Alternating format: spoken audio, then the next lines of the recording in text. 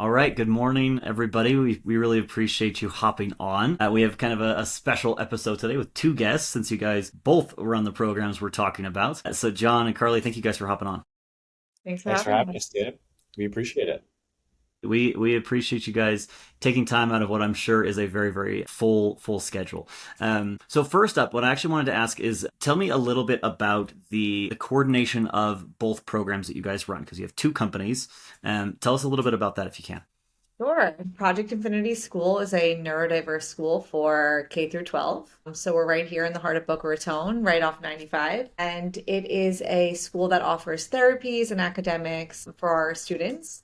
A big part of that is obviously the therapy piece. So that's applied behavioral analysis, speech therapy, and OT. So it's all integrated within. Awesome. Very cool. Very cool. One of first questions on our thing is, you guys are in a very competitive state. How does your team kind of go above and beyond in gaining new clients, and what's working right now?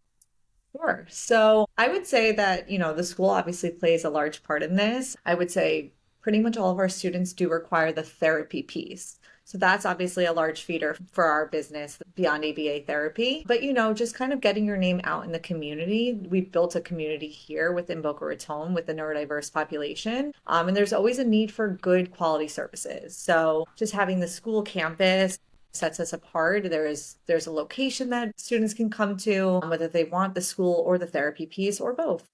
That's awesome. And you guys are not adding new locations like crazy, like some ABA groups out there. But I know you are also building to scale, building to grow. So tell us a little bit about how you're positioning yourselves, how you're preparing to kind of grow and continue to gain staff, gain clients, etc. Yeah, I think right now, Tim, what we're doing is laying the foundation for that, right? We're seeing what works, we're seeing what doesn't work. And I think for us, a big part of what scale means is, how do we continue to grow this organization while maintaining that boutique kind of family type of vibe like we built right now in Boca, right? It starts at the top. It starts with Carly and I. It starts with the people that we're hiring.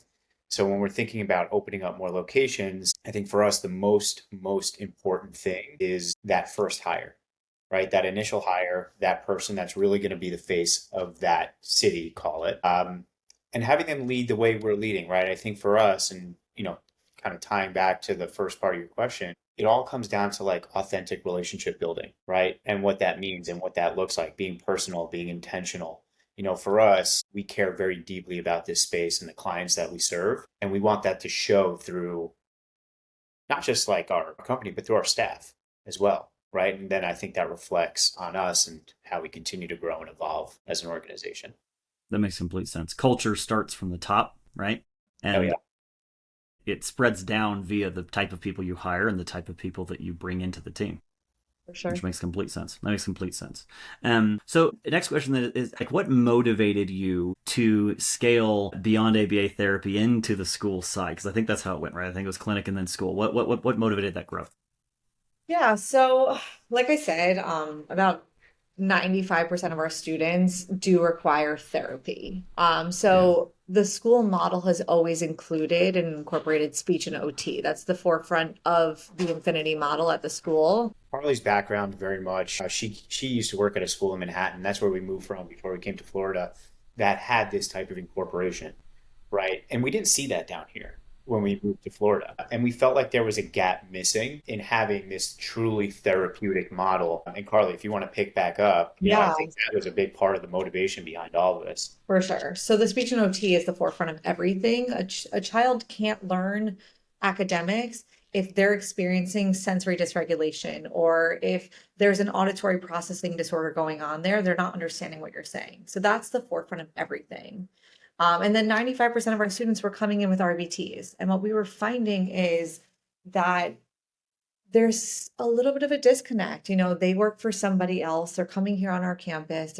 You're missing that collaboration piece. And that's the most important part in order for these students to be successful. And so really what we're trying to build here is this truly collaborative environment where everyone is working together to support the child's growth. And it happens, of course, it happens when there's outside providers, but it's more seamless when it's all under one roof. Absolutely. When it's one ecosystem. Exactly. Perfect. Did you want to add something, John? I was going to say, Carly, do you have like a good example that you could share? Because I know that we've done it before, especially with OT in the Mm. classroom and combining that with academics and how that works. I said it before, it's the students, if they're not understanding what we're saying to them, if there's that receptive piece that's missing, then they're not learning. So having the speech weigh in on that, she's telling them, hey, they learn through visuals and teaching them how to reach the student. That's how we individualize the curriculum. It's not by extended time or by just the mundane resources that public schools are using. The way to truly individualize a program is by looking to speech and OT because they're the keys. They're the keys to success. Absolutely. Absolutely. Perfect. Thank you. So this next question is more of a marketing operations question. So I guess that might be you, John. This obviously our background is in marketing and advertising for ABA groups. Can you share an example of some marketing challenges you guys have had and you've probably overcome because you're doing pretty well. You guys are already scaling pretty well. Yeah, you know what? It's a funny question.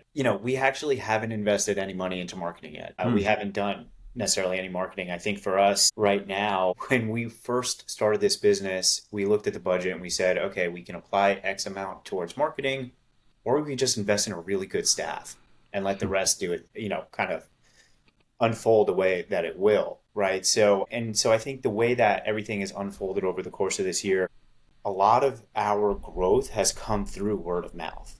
It's come through families talking about the things that we're doing because we're not just saying we're doing things, we're actually doing it at the school. So the results are there. So Absolutely. for now, the work speaks for itself. Obviously, marketing and getting our brand out there a little more broad as we're thinking about scale into other cities, other locations is hugely important and what we're going to be putting our foot on the gas now moving forward. However, I got to say, word of mouth, I was just going to say that. that'll make or break your business. I mean, that is, Always. Always, always, always. you can create as many colorful and beautiful videos and pictures and whatever. It means nothing unless it resonates and you're providing results to the people you're serving. For sure. I mean, it's a very vulnerable population. And so Absolutely. what I find is that these parents have gone through it. Every year there's always something, whether it's Hmm. they found an amazing elementary school and now it's done. You got to find a middle school or they've had a terrible situation and their child has regressed and now they're looking to get them back. And so gaining trust in this community is very challenging. But if you're doing the work that you say you're going to do and you're doing it right, it's easy. And then from there, Absolutely. I mean, that's the best marketing tool. Your parents are going to advocate. They're going to be out there telling everyone, come here, like my child is thriving. Absolutely. Absolutely. I mean, I've worked with clinics before that spend the money on the marketing and don't spend the money on the staff, right? And that's not good staff is not necessarily more expensive staff, right? Sometimes you can find diamond on the rough and you can find people that don't quite know their value and all of those things, but it almost never goes well, right? Yeah. It is almost always better to focus exactly how you guys have. Focus on quality first. Our word of mouth will carry us for a while. It'll scale us maybe slowly, but it will grow us. And then we can focus on other things like marketing and making a nice shiny sign for the building and all the other things after the fact. If the actual core service is good, then we'll be okay. That makes complete sense. Yeah, that makes complete sense. It's good you guys know that and are focusing on that. So as demand grows and as you start to grow and as you start to scale, how are you guys planning on managing and balancing the need for more clinicians and also the need to maintain really high quality and really effective services? It's a great question. Yeah. I think there's a lot of thought that has to go into it, a lot of intentional thought. Because, like I said in one of my earlier responses, keeping that family and boutique kind of feel and vibe is very important. Yes, obviously, every goal of a company is to produce money, right? But I think for us, we want to lead with that quality, and finding quality is hard. I think staffing is one of the biggest challenges because when you're really taking the time to vet people and make sure that they can actually not just talk the talk, but walk the walk. Yeah. They're faced in with a real situation at a school, right? Or at a clinic. That's the most important piece. So I think maintaining that quality and thinking about scale, you know, it's a marathon, not a sprint, right? Yeah. So we're gonna grow slow, but I think growing slow is the right way to approach this field. Also, Absolutely. I would say that so for me, the way that I operate is it's always client first. So I'm never going to put my school or my clinic in a situation where it's just growth or money or anything. It's always, if we have enough staff for 24 students, that's all I'm going to take. And then I'm going to start a waiting list until I find the next quality person. I'm not going to take on a client at the clinic and say, here's any RBT. I'm going to hire a good RBT and I'm going to train them to be amazing. And then, so I Absolutely. think that's the most important thing. It's always looking at the client first. Absolutely. Absolutely. I mean, and you guys are coming at it from an ethical side of like actually serving kids, right? Which I think always has to be the first side, right? But it also goes to maintaining your brand quality, right? We only deliver excellent services. Period. We don't accept a bunch of people because they need us and it'd be convenient for billing, right? We focus on quality first. Makes complete sense. Yeah, I think for anyone out there that's trying to start something like this, you cannot have a short-term lens. You need to be thinking long-term. Yeah. And maybe Absolutely. you won't see, the extreme growth that you thought from the very beginning, but over time you build that reputation. Your business, no matter what industry or space you're in, will live or die by the reputation that you put out there. Yes. Always, always, Yeah. always. Perfect. Well, that is a perfect point for us to end it on. That is a fantastic point. Thank you. Well, thank you guys so much for joining us. We keep these things short on purpose, but I feel like we could talk for hours about this stuff. It's okay though. We really appreciate it, and hopefully we can have you on again sometime.